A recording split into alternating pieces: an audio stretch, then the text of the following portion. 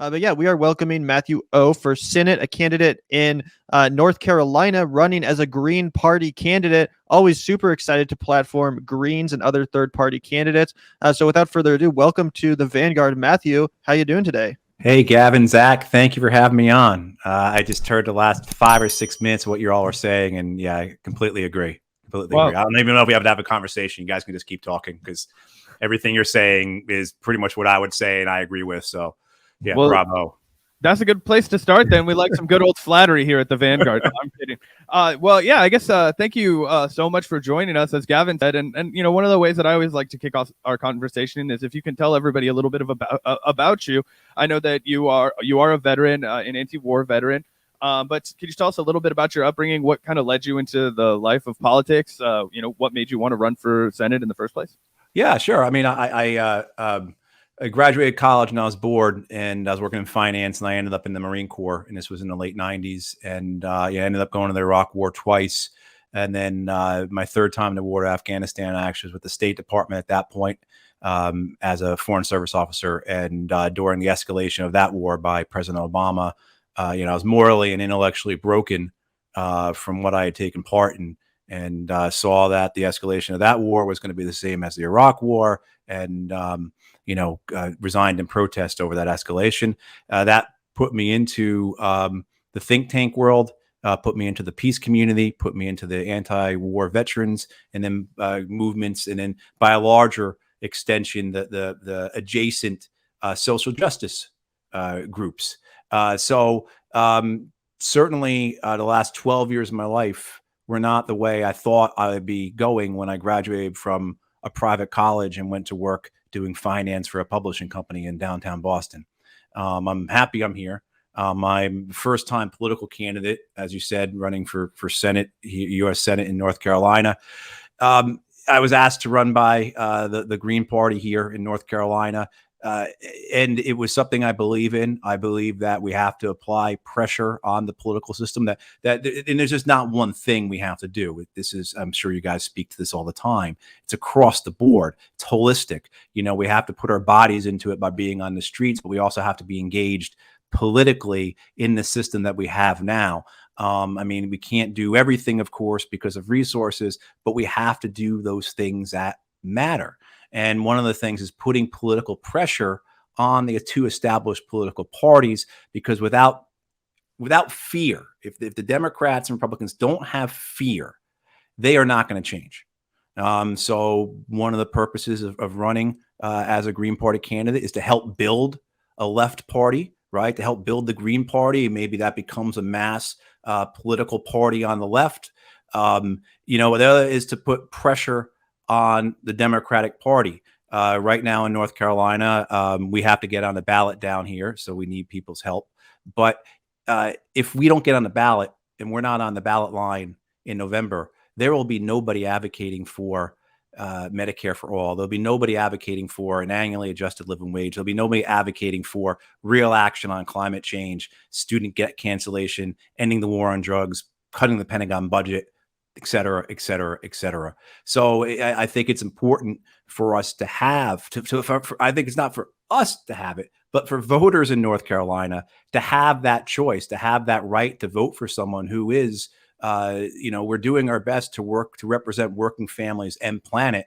And we sure as hell represent them better than any of the other choices they're going to have in November.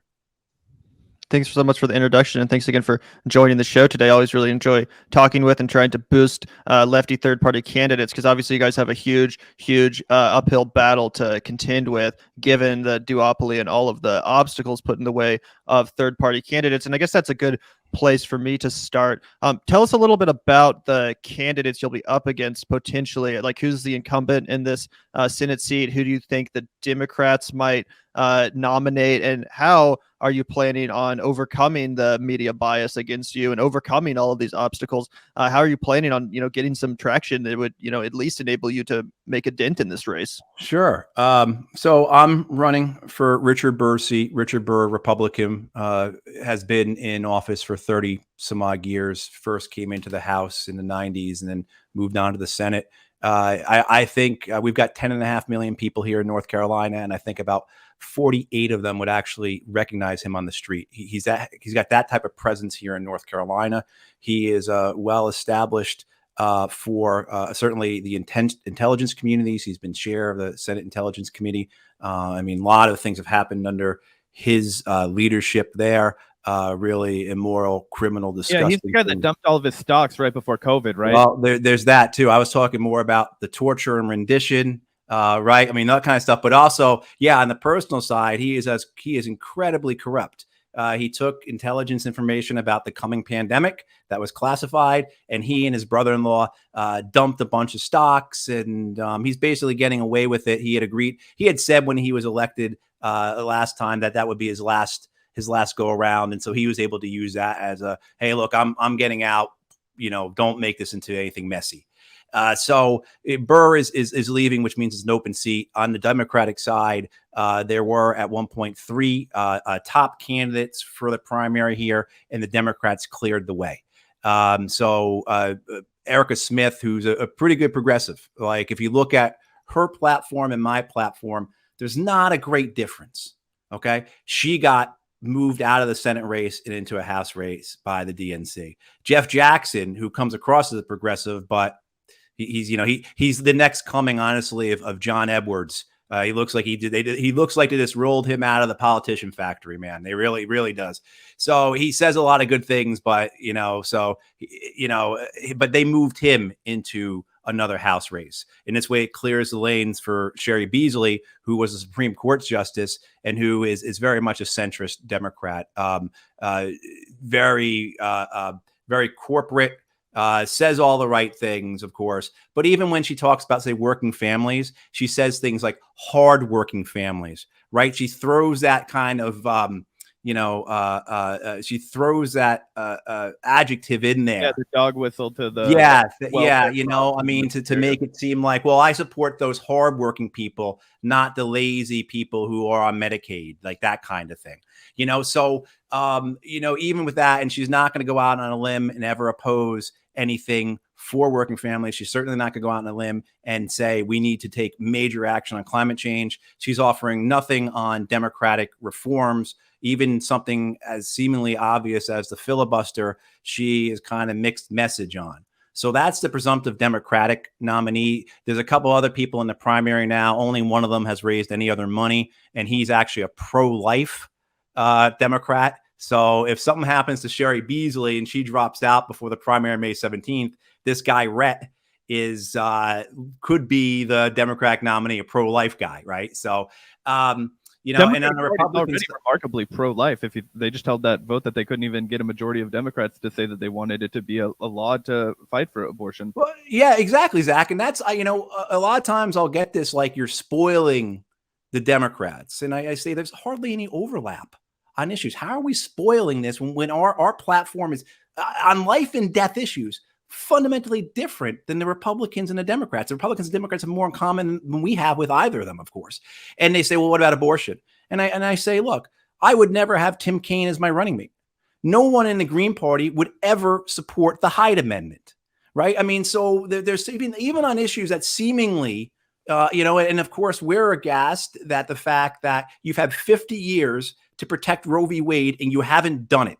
How many presidents have you had? How many years have you controlled Congress for? And you have never done it. So yeah, I mean, even on issues like that, it's really important. And on the Republican side, it really is it's a shit show. It really is. I can't think of any other word to use than that, right? In the sense that it is 4 people right now are at the top. One is trying to out-Trump each other. Okay, one of them, Ted Budd, who's a sitting congressman from North Carolina, he has Trump's endorsement. Mark Walker, who wants to be Ted Budd, doesn't have Trump's endorsement, is hanging in there. We have Pat McCrory, who's the former governor of North Carolina, former Republican mayor of Charlotte, biggest city in North Carolina, used to be a Duke Energy executive. He is, bending over to make himself palatable to the far right. If you go to his website, the first thing you'll see is that, how we have to have voter ID. We have to have identification. We have to close the border, and all these really nativist type of things. And then there's a fourth person, this woman Marjorie Eastman, who people like her, I guess, because she's not a longtime member of the Republican establishment, but she's, as I said, trying to out-Trump them. We have a libertarian candidate who's great, a guy named Shannon Bray. I disagree with 75% of what he says, but violently in agreement with the other 25%. But he also, too, a guy like that, he's coming from a good place. This is someone who has come to his opinions, even though I disagree with him. He's come to his opinions, his platform, his issues based on his life experiences. And he honestly believes those things, and so I look forward to doing things with the libertarians, even though, again, we're very much in difference and in opposition on very key things. But at least if I'm debating Shannon as opposed to debating Justice Beasley or Ted Budd or Pat McCrory, that Shannon's arguments come from his own beliefs, while Beasley, Budd, McCrory, whoever, their arguments come from the political calculation of donations, right? So, and you would ask me about our campaign to get in the media, it's an uphill thing. And, as a campaign that's not taking any corporate money, any organized money in terms of political action committees, we're not part of the establishment. To give people an idea of what we're up against here in North Carolina, in 2020, the North Carolina U.S. Senate race was $300 million. Tom Tillis spent $25 million. Cal Cunningham, who lost, spent $50 million. And then there was $225 million of outside money, of that dark money, right? That Citizens United money. That it's the $300 million what we're up against, and we get blacked out by the traditional media. I actually just had an interview last week with a local cable news channel, which was great. But I have been on Raleigh and Charlotte television. I've been on Raleigh and Charlotte television in the last 6 months talking about the Afghan war, right? They had me on to talk about the 20th anniversary of 9/11. I have had op-eds in the largest newspapers here in North Carolina for years now. And when I contact these people saying, hey, I'm running as a Green Party candidate, I get no response. I mean, not even a, hey, thanks, Matt, for letting us know. We'll be in touch. Nothing. So, and I'm emailing directly with these reporters that just a few months ago I was emailing directly with, and they have me on their programs, or they have me and the same with, actually, too, I got to say, the larger media, leftist podcast, YouTube media have been pretty quiet. So I really appreciate you guys having me on here. I really do. Thank you. Because, one of the things that they say why they don't want us on is because we're not viable. You get into a whole chicken and egg kind of argument then of like, well, how can I be viable if you don't look? You people gave Donald Trump billions of dollars in free advertising in 2016, but somehow me, who's been on your programs before, who has, this history, who is blah, et cetera, et cetera, et cetera. I've worked in Congress. I've everything else. I'm not viable because I'm not a Democrat or Republican. That's the rot and the corruption of the system that we're up against. And we can't just complain about it. We have to accept it as it is and then work to change it. So a lot of it is through the help of folks like you guys, letting people know about us, building out organization on the ground. That's another part of it. And then, of course, using social media and alternative platforms. Yeah, I guess that's a good segue into another question that, it's always something that we debate here at the Vanguard. We talk about the merits of, running third party versus trying to, embed yourself in the Democratic Party as like a progressive outsider and then, change the Democrats from within. And obviously you've elected to, go ahead and run as a Green Party candidate instead. And I'm wondering if you could tell us why you think that's a better path to success than running and trying to infiltrate the Democratic Party, which, as you mentioned, has been tried and promoted by a lot of, more popular left-wing YouTube shows. Yeah, I've had that experience with the Democratic Party. I mean, I've seen it. I've never been a Democrat. The Green Party actually is the only party I've ever belonged to. Before that, I was always an independent. No, I mean, my work over the last 12 years on in Congress doing anti-war work primarily, I saw it. I have members of Congress, tell me one thing and then lie publicly about it. I mean, I had witnessed, Adam Smith, who is the chair of the House Armed Services Committee. And even when I spoke to him about this 10 years ago, he said straight to me, look, I know the generals and admirals lie to us whenever they come in, but there's nothing I feel like I can do about it. Jack Reed, who was the chair and has been the chair of the Senate Armed Services Committee, more or less the same thing. In 2013 or so, when I was in to talk to him about Afghanistan, and look, there's a discrepancy between what is actually happening there and what your generals are saying. Jack Reed said to us, well, we don't think it's our place to get in between the generals and the intelligence agencies, right? I mean, like that type of abdication of authority. And I could tell you guys stories like that. That's just two. I could tell you a bunch more stories like that, all senior Democratic people, whether it's Nancy Pelosi, Ike Skelton, John Murtha, I mean, all these people who've been involved very seriously in the wars, and seeing that reluctance to do what's right because of political calculation. Now, I have seen occasions where things were turned around. I have a story where Al Franken joined the anti-war movement against in 2011, signed a letter saying President Obama, bring the troops out of Afghanistan, because he was presented by us with the information about what was actually happening there. Al Franken was under the impression that since General Petraeus took over, the war had gotten better. And when we showed him and his staff, no, look, here's the Department of Defense data showing the war has actually gotten worse since Petraeus has taken over, he changed his mind and said, okay, I'll sign on to Jeff Merkley's letter. So there have been successes like that. And you see people who do things for the right reason. But for everyone, I can give you 5 or 6 examples where they were not.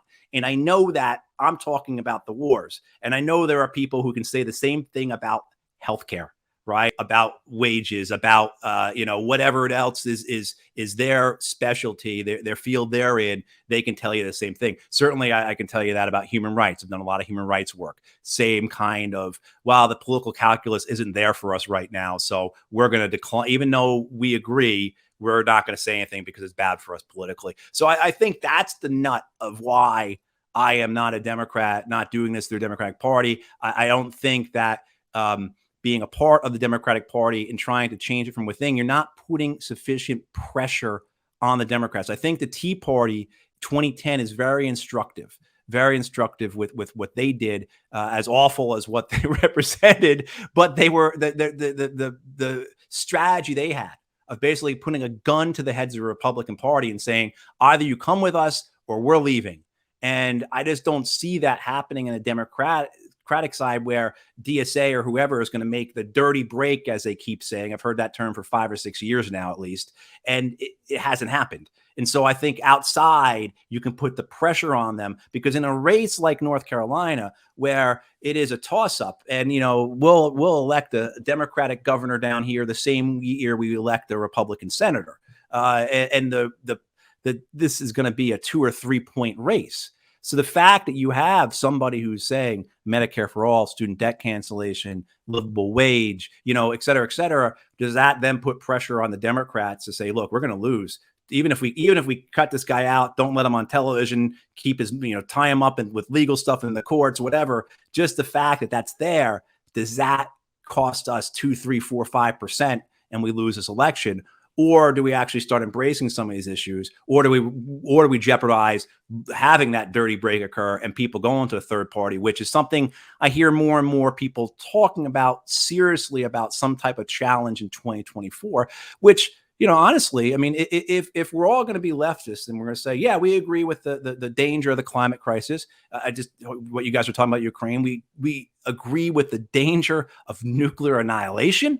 If we look at our neighbors and we see the suffering, like I do, the suffering that my neighbors are enduring because of issues of healthcare, housing, jobs, education, and we're not going to then put a gun to the Democrats' head, figuratively, not not literally, right? But and do what's necessary to get these things, then why are we even espousing these things? Why are we taking ourselves seriously? Right.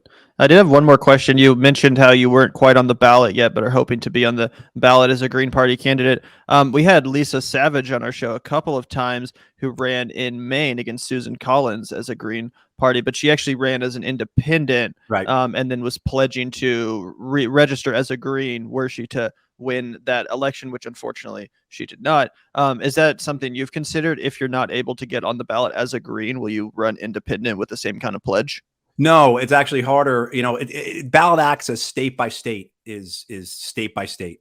And in Lisa's case in Maine, it was easier for her to get on the ballot as an independent than a Green. She needed something like only a third, maybe, of the signatures that she would have needed as a Green to get as an independent. Here, it's actually the opposite. So I would need approximately 6 times as many signatures to run as an independent than I do as a Green. Just the way North Carolina does it. They obviously down here, they're more afraid of independents running than they are of third parties running, because the parties down here are pretty well controlled. But they're losing that. We're about to have more unaffiliated independent voters for the first time ever in North Carolina. So they're losing that. But that, I think, was their plan. So no, I mean, yeah. Yeah, that's super interesting. I only had one other question, which was, obviously, like we've talked about, it's going to be a long uphill battle. But in the amazing event that you were to win this election and become one of North Carolina's 2 senators, what's your gameplay? Like, I've always thought about this. Obviously, we don't have any third party candidates, let alone Greens, in the Senate or in Congress at all. What does that look like, being the only member of a party in a Senate dominated by 2 major parties? Like, are you going to try to caucus with the Bernie Sanders and the Ed Markeys of the Senate, the more lefty members, or is it just like an all-out war on everyone in the Senate? Like, how do you navigate that, or what would your strategy or plan be? Well, yeah, I mean, remembering why I'm there, who I'm there for. And then I just in this moment, I've not actually been asked this question before. So thank you, Gavin. What flashed in my mind as you were saying it was, I recall FDR's words about how he welcomed their hate. And I'm happy to do that. I'm happy to welcome their hate. I will be a pain in the ass. I will be disruptive. They are not going to get a Pentagon budget. They are not going to get subsidies for fossil fuels. None of that will happen if I'm in the Senate. I will, I have a couple of friends who are constitutional lawyers. I will bring them with me, and we will do everything we can to make business as usual as impossible as possible in the U.S. Senate. They will regret that, all the various mechanisms that exist to prevent things for the people. They will regret that because their donors will not receive that. So that's my pledge. Is I will be. Look, I was in the Marine Corps, and I regret taking part in the wars, and there's a lot of things about it that I'll go to my grave troubled about, and there are some things you learn, though. And one of the things I learned in the Marines was we had a slogan of "No better friend, no worse enemy," and that's how I would act as a U.S. senator. So no better friend to the people of my neighborhood, the people of my state, the people of this country, the people of this world, and no worse enemy to the oligarchs, the corporations, the banks, and they're bought and paid for politicians. Every time I say the phrase, guys. Look, we either have a system of legalized bribery or a protection racket describing our government. No one ever says, "Oh, no, Matt, you're going too far." Nobody. I mean, I have said that phrase 1,000 times now, and not one person has said, that's a little hyperbolic. Everyone agrees that we have a system of legalized bribery or it's a protection racket, whichever way you kind of want to look at it. And so that was exactly what I will do, Gavin. If I'm there, I'll be no better friend to the people and to the planet, and no worse enemy to the sitting U.S. senators there. Fucking based, man. We wish you the best of luck. Where can people go to support you if that's something that they're interested in? Yeah, thank you. As Zach and Gavin said, this is an uphill battle. I need the help. Just the money alone is enormous. So if people can contribute, they can go to MatthewHoferSenate.org and contribute there. The other thing, too, is I was saying, being kind of blacked out of traditional media, need people to tell this campaign to others and encourage them to donate, because that's how we move this campaign forward. And then eventually we get on a ballot. We show we've raised this amount of money. We've done all these events. Okay, how come you're not including us in the polling? Well, hey, now you're including us in the polling. You're seeing that we're polling this. What do you mean we're not going to be in the debates? mean, that's how you answer their question of being a viable candidate. And I think platforms like yours, programs like yours are incredibly helpful. I'll say this, I started doing media about 12 years ago, completely different. No way you were doing this from home, of course, but you had to go to a studio. We had podcasts 12 years ago, but they were, more or less just recordings of, Fareed Zakaria or something like that you'd listen to or whatever, so the way that we communicate now and the way that we organize now is so different from just a decade ago. And we have this power, I think, because of that we're just starting to understand. So I look forward to seeing, not just what my campaign does, but what other campaigns do and the broader left movement does as we face these challenges, because they are life and death. So I really appreciate what you guys are doing. Thank you. We really appreciate what you're doing, Matthew. Thank you so much for coming on the Vanguard today, sharing your message. I think what you said sounds absolutely what I want to hear from a candidate. So, I would urge everyone to check out Matthew Ho's website, his Twitter, etc. Look into the campaign if you can, obviously, and want to, give him a few bucks. He could really use it. So, thank you so much for what you're doing. You're fighting the good fight. You're welcome back on the Vanguard for some campaign updates in the future if you have any to share. Absolutely. Thank you, Zach and Gavin. I appreciate it, guys. Thanks, man. Have a good one. Take care. Yep.